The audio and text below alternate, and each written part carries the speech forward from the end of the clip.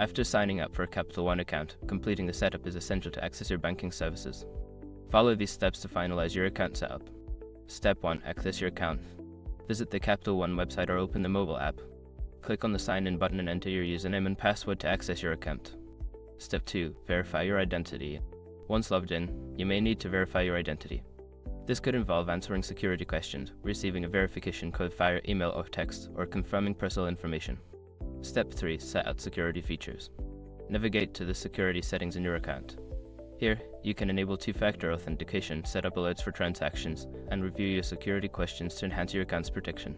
Step 4. Link external accounts. If you want to transfer funds or manage payments, go to the Link Accounts section. Follow the prompts to add your external bank accounts by providing the necessary information, such as account numbers and routing numbers. Step 5. Customize your preferences.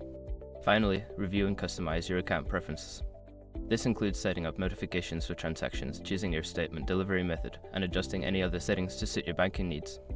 Completing these steps will ensure that your Capital One account is fully set up and ready for use. Enjoy managing your finances with ease.